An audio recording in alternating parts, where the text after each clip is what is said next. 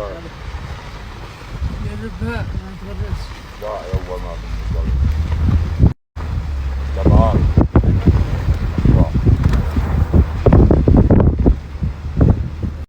السلام عليكم. الله سبحانه وتعالى في محكم كتابه ذكرنا قصص كثيرة عشان نتعظ ونعتبر. فقال الله سبحانه وتعالى في سورة القلم: إنا بلوناهم كما بلونا أصحاب الجنة إذا أقسموا ليصرمنها مصبحين. منهم أصحاب الجنة، وين هذه الجنة اللي ذكرت في هذه السورة؟ خليكم متابعين. السلام عليكم. الله سبحانه وتعالى قصة أصحاب الجنة تتكلم عن 5 أخوان. والدهم كان شيخ كبير، وكان عنده مزرعة كبيرة جدا وفيها محاصيل وثمار كثيرة جدا جدا. فكان يطلب من أصحاب القرية اللي عايش فيها أنهم يساعدوه في عملية المحصول. وكان هذا المحصول أو الثمار يتأكد أنه ولا حاجة تدخل بيته لحد ما يعطي كل حد من هذا الفقراء حقه نتيجة لتعبهم وعملهم في هذه المزرعة. في سنة من السنوات توفى هذا الشيخ. فلما جو هذيل الأخوان ال5 عشان يشوفوا الأرض أو يشوفوا المزرعة في نفس السنة، شافوا أنه الثمار هذا السنة أكثر من أي سنة مرت عليهم لما كان والدهم على قيد الحياة. وهنا كان الاختبار من الله سبحانه وتعالى أنه هذا السنة كانت الثمار أكثر بكثير من السنوات اللي كان والدهم فيها عايش. فهنا يعني إبليس وسوس لهم أو إيش السالفة، فقرروا أنهم ما يساعدوا أحد ولا يستعينوا بالفقراء. قرروا أنه هم بنفسهم اللي راح ياخذوا هذه الثمار ويبيعوها ويستفيدوا منها، طمعا منهم في المال. وكلهم اتفقوا على هذا إلا أخوهم الأوسط رفض وقال لهم لازم احنا نكمل على الشيء اللي كان يعمله والدي. ولكن غضبوا منه وضربوه ضرب مبرح حتى أنه شاف أنه خلاص راح يموت. فعاد هو وافقهم كرها وليس حبا في الفكرة. فبعد ذلك الآيات شرحت لنا بالتفصيل إيش اللي صار معهم. اتفقوا أنهم راح يبكروا من الصباح، يعني راح يروحوا من الصباح الباكر عشان ياخذوا الثمار ويقطفوا الثمار ويبيعوها ويتصرفوا فيها. وهنا ما راح يكون في فرصة للناس الفقراء أنهم يساعدوهم وأنهم يستفيدوا من محصول هذه السنة. قصة أصحاب الجنة تتكلم عن 5 أخوان والدهم كان شيخ. فهنا قال الله سبحانه وتعالى: فتنادوا مصبحين أن اغدوا على حرثكم إن كنتم صارمين. فانطلقوا وهم يتخافتون أن لا يدخلنها اليوم عليكم مسكين.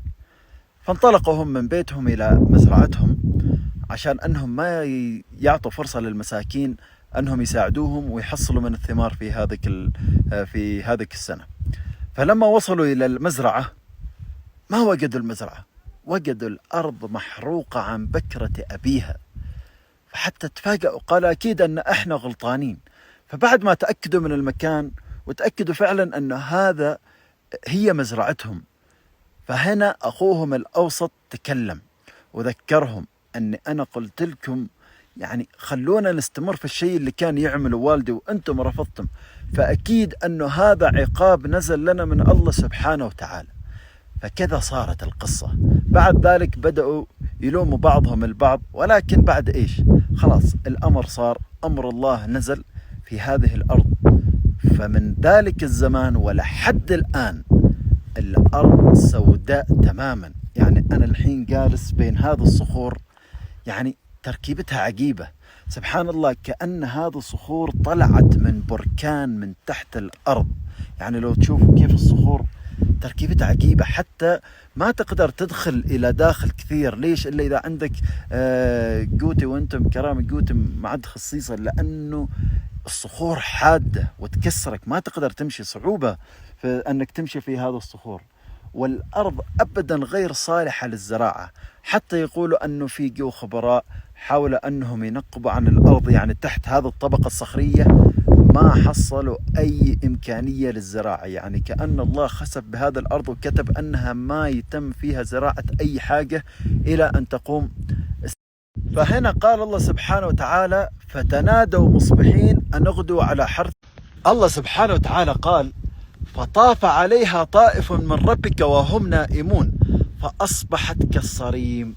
يعني ما بس الأشجار أو المزرعة نفسها احترقت، لا، احترقت الأشجار والأرض كلها أصبحت كالصريم. يعني لو تشوفوا أنا الآن تقريبا في وسط المزرعة، يعني كل المنطقة هذه اللي تشوفوها كلها هي مزرعة، تراها ممتدة إلى مكان بعيد. يعني إحنا دخلنا من هناك ممتدة مسافة بعيدة جدا من هنا، ومن هنا كذلك لحد هناك المسافة بعيدة أيضا، لحد هنا لحد حدود الجبل كلها صخور سوداء، صخور سوداء حادة جدا. لو شوفوا كيف الصخور، شوفوا حدتها، ممكن ما تبين سودة كثير على ضربة الشمس، ولكن شوفوا يعني صخور سوداء. حتى نوعية الصخور نفسها لو ناخذ من هذا الصخور لو تشوفوا يعني كأنه حاجة متفحمة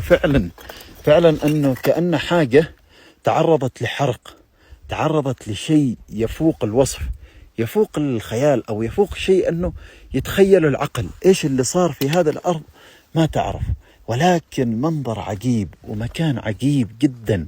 أنا تفاجأت لما شفت المنشور عن هذا الأرض وشفت أنه كيف ما ظاهرة إعلاميا، تعجبت أن فعلا هذه القصة احنا نسمعها من وإحنا صغار، فعلا هذه القصة في اليمن.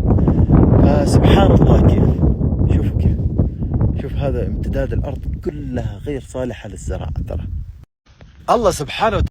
شوفوا يا أخوان، استخدمت هذا الفلتر عشان ممكن يبين لكم التضاريس للأرض أو المزرعة، ولون الصخور سوداء، لونها أسود. أنا أتمنى لو كنتوا أنتوا في مكان الحين تشوفوا هذا المنظر أمامكم، سوداء جدا، يعني كأنك في بركان.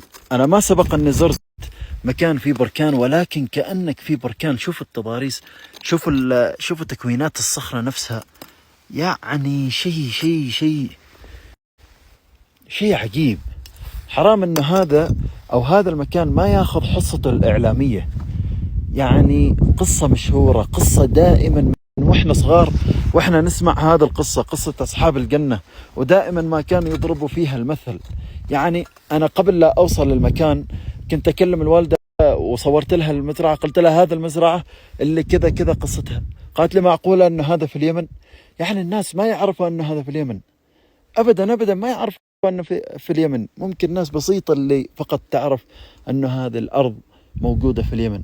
فمثل ما تشوفوا على امتداد البصر هذه المزرعة، وهذه قصة أرض الجنة الموجودة في منطقة ضروان، تبعد تقريبا 20 كيلو إلى 30 كيلو من العاصمة صنعاء. شيء مهول وشيء مهيب جدا. من القصص اللي انتشرت عن هذا الأرض بأن النيران والألهبة استمرت بالظهور، ولذلك سميت بحرة ضروان نسبة إلى المنطقة الموجودة هنا. واللي دفع أهل المنطقة أنهم يجوا إلى هذا الأرض يتعبدوا، يتقربوا إليها، أو أنهم يتحكموا فيما بينهم لما يصير خلاف أو شيء من هذا القبيل. فكان الاعتقاد السائد ما بينهم بأن النار تظهر وتأكل الظالم وتترك المظلوم. فهذا من أحد القصص اللي قريتها، ما متأكد إذا كانت صحيحة أو لا، ولكن من القصص اللي ذكرت عن هذه الأرض.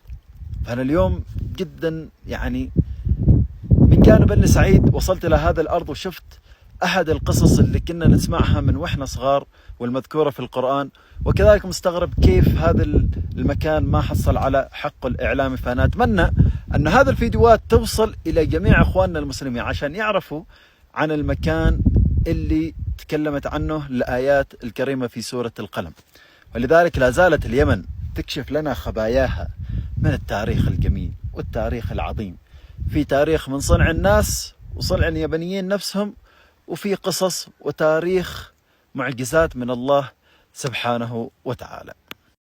من القصص لما أقول لكم أن الأرض صعبة، يعني الأرض صعبة، بسم الله، الأرض صعبة، يعني لازم يكون عندك قوتي وانت بكرامة عشان أنك تقدر تمشي في هذا الصخور. احنا بعدنا جايين من هذا الطريق السهل، يعني الصخور صغيرة. أما لو تشوفوا هنا مثلا، شوفوا هذا الصخور هنا، وين تمشي هناك يا رجل؟ هذا يعني اللي صار هنا معجزة من ربك، معجزة، هذه معجزة إلهية، شيء خلاص الله كتبه ما راح يصير. الله كتب أنه هذه الأرض ما تشوف زراعة، خلاص ما يصير فيها زراعة خلاص. في هنا بعض الحشائش، عشان أكون صريح معاكم، في بعض الحشائش، ولكن ما أعرف إيش التفسير لظهور هذه الحشائش. هل لأنه ممكن تكونت طبقة أخرى من الأتربة اللي موجودة؟ لأن حتى شوفوا هناك مثلا هذه الأرض خارج ولكن فيها زراعة، مش تبع الأرض المحروقة، عشان تكون على بينة وكل شيء يكون واضح لكم. احنا ما راح نصور الشيء اللي بس اللي يفيدنا، لا، في بعض الحشائش أنا ما أعرف تفسيرها، ما أفهم. ما شاء الله.